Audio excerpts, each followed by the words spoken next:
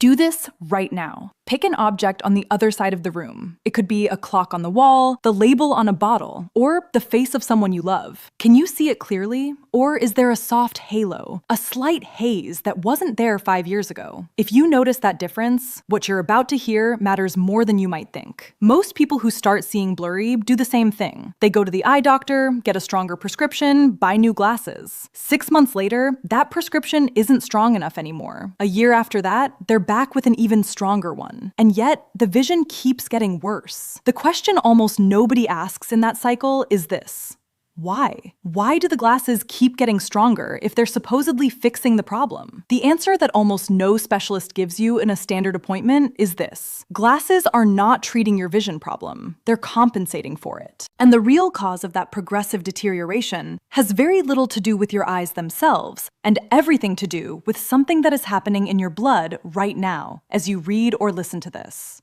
You've probably heard that diabetes can damage your eyesight, but what's almost never mentioned in that conversation is that you don't need to have diabetes for blood sugar to be quietly destroying your vision. You don't need a formal diagnosis. You don't need your labs to show elevated fasting levels. What you do need to understand is a far more subtle and far more common pattern: glucose levels that spike and crash throughout the day, that stay slightly elevated for too long, that flood certain tissues while starving others. Studies suggest this pattern affects the vast majority of people over the age of 55, and that it is capable of damaging the most metabolically demanding tissue in the entire human body, the retina. Before we go any further, it's essential to name certain symptoms that require immediate medical attention. If you experience sudden vision loss in one eye, a shadow or curtain moving across your visual field, a sudden burst of many dark floating spots, or repeated flashes of light in your peripheral vision, stop watching this video and see an eye doctor today. These signs can indicate a retinal emergency that cannot wait. If none of those situations apply to you, and what you're experiencing is gradual blurring, difficulty reading small print, or halos around lights at night that have been slowly getting worse over the months, then stay with me, because what I'm about to explain is almost certainly happening in your body right now. To understand why blood sugar affects vision in such a direct way, you first need to know something about how the eye is built. The lens, that transparent structure sitting just behind the pupil that focuses light onto the retina, is a tissue with no blood vessels. It can't receive nutrients through circulation the way the rest of your organs do. Instead, it absorbs glucose directly from the fluids surrounding it. And this is where the problem begins. When blood glucose levels rise quickly after a meal, the concentration of glucose in that fluid surrounding the lens rises with it. The excess glucose entering the lens gets converted, through an enzyme, into a substance called sorbitol. And sorbitol has one very particular characteristic: it can't get out. It accumulates inside the lens, and because it's osmotically active, it pulls water toward itself, just like a dry sponge absorbs moisture from a wet surface. The lens literally swells. A swollen lens cannot focus properly. The focal point shifts. Things that were sharp become blurry. The text you used to read easily in good light now looks fuzzy. But the most important thing to understand is this: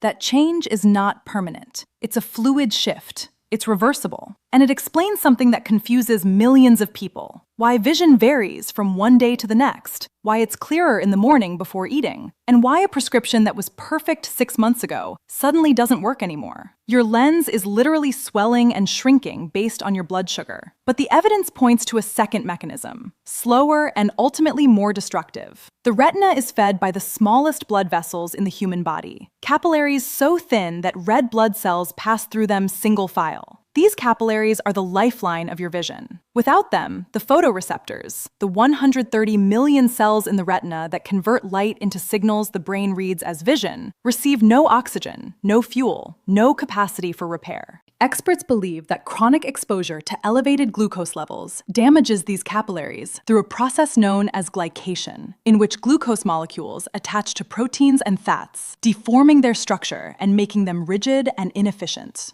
Imagine the walls of those capillaries as a flexible rubber hose designed to expand and contract to regulate what passes through it. Glycation turns that hose into something more like ceramic, rigid, brittle, prone to cracking. When the capillaries that feed the retina begin to deteriorate, fluid and blood leak into the surrounding tissue. the retina becomes inflamed. Visual signals get distorted. Studies suggest this process, clinically known as retinopathy, begins years, sometimes decades, before any diagnosis is made. You don't need to cross any clinical threshold for this to be happening. You need accumulated glycation. And that depends on how long your glucose has stayed elevated, how often and how high it spikes, not on whether any number in a lab result has crossed a reference value. There's a small region at the center of the retina called the macula, responsible for the sharpest and most detailed vision, the kind we use to read, recognize faces, and see fine print. The macula contains two carotenoid pigments, lutein and zeaxanthin, which act as its primary defense against oxidative damage. These pigments absorb blue and ultraviolet light before it reaches the delicate photoreceptors beneath them. They are, literally, the internal filter of the macula. When blood sugar is chronically dysregulated, the retinal tissue gets flooded with oxidative stress, producing reactive molecules that damage cellular structures. Lutein and zeaxanthin get consumed, neutralizing those free radicals. They deplete faster than the body can replenish them. And when levels of these pigments drop, light reaches the photoreceptors unfiltered. Damage accumulates. Visual acuity declines.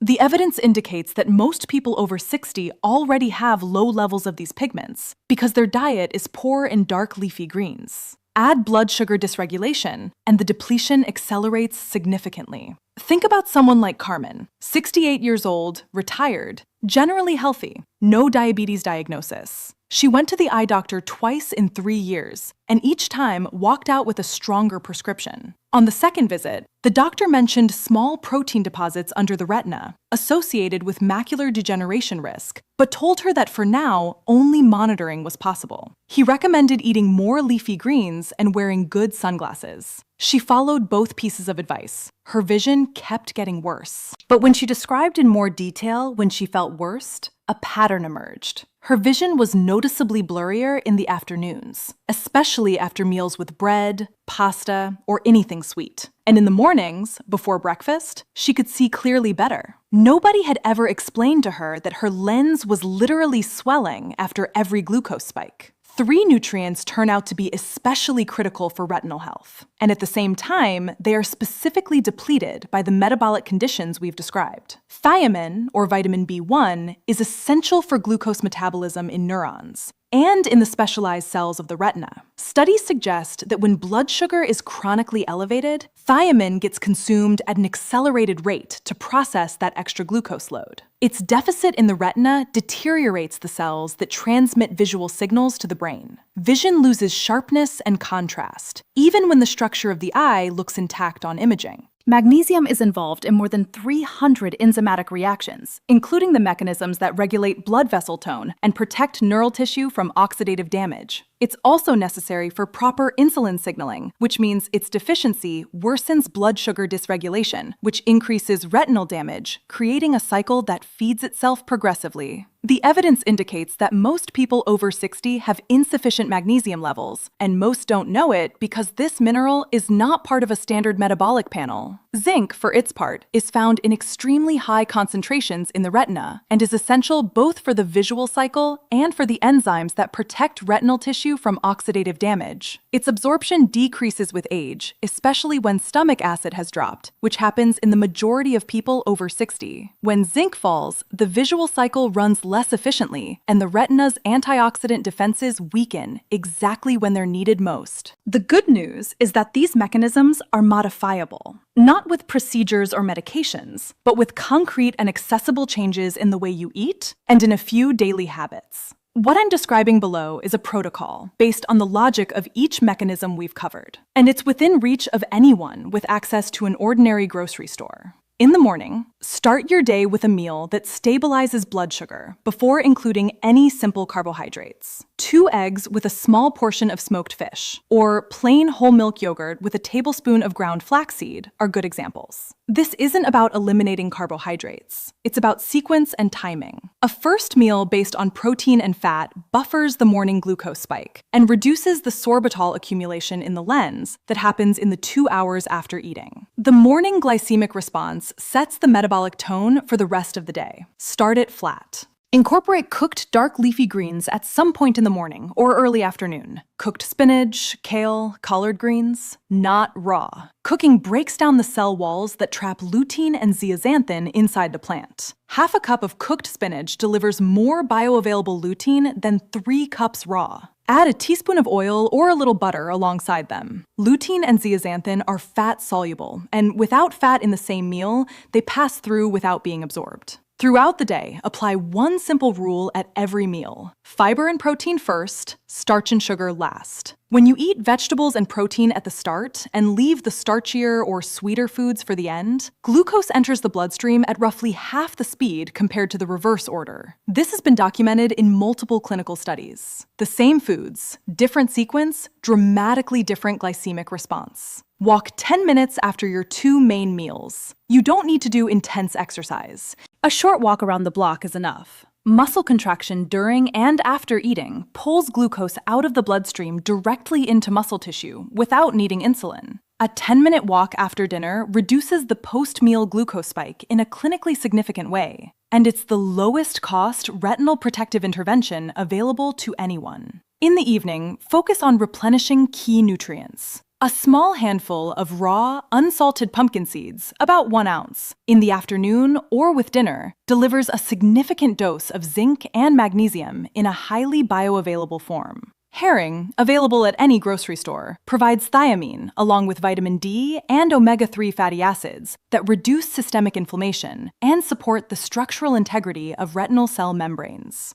2 or 3 servings per week is enough. Egg yolks, 2 per day, contain lutein and zeaxanthin in the most bioavailable form of any food, more than leafy greens, more than supplements, because the fat already present in the yolk guarantees complete absorption. Before bed, apply one single practice. Stop eating at least 2.5 hours before going to sleep. Eating close to bedtime causes a glucose excursion during the first hours of the night, exactly when the retina should be performing its main repair cycle. The photoreceptors that worked all day rebuilding their light-sensitive outer segments do this work during deep sleep. A blood sugar spike at that moment competes directly with that repair process. Give your retina its recovery window. Let me summarize what we've covered today, because it's worth having it clear. Your vision may be deteriorating not because your eyes are aging poorly, but because the chemical environment in which your eyes live, determined largely by what you eat and when you eat it, is quietly damaging the finest blood vessels in your body and depleting the nutrients your retina needs to protect and repair itself.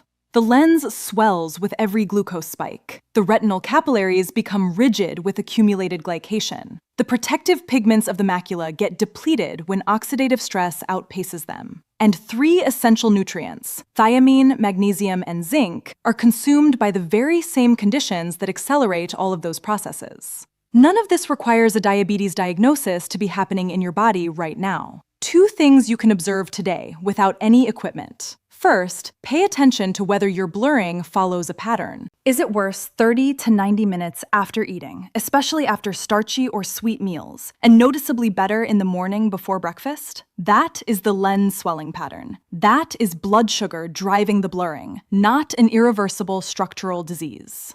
Second, for 1 week, note what you ate and how your vision felt an hour later. Just 2 words, clear or blurry, better or worse than this morning. Most people who do this exercise for 7 days discover a pattern their doctor never asked them to look for, because eye doctors don't usually ask what you had for lunch. Start tonight with 5 very concrete steps. At your next meal, serve the vegetables and protein first, and leave the bread, rice, or anything sweet for the end. Walk 10 minutes after dinner. Not tomorrow, tonight. Buy pumpkin seeds tomorrow and start with a handful in the afternoon. Add 2 egg yolks to tomorrow's breakfast, and set a firm eating cutoff 2.5 hours before bed. Start that tonight. The prescription that keeps getting updated is not the answer. The answer is changing the metabolic environment that's causing the deterioration in the first place. Your eyes are not the problem. They're the report. Now you know how to read it. If this content has given you something valuable, subscribe so you don't miss what's coming next. And tell me in the comments how old you are. I want to know who's watching this, because the speed at which these mechanisms progress changes with every decade past 55. And that determines what we'll cover next. Take care of your vision. Take care of your metabolism. Change is possible, and it's closer than you think.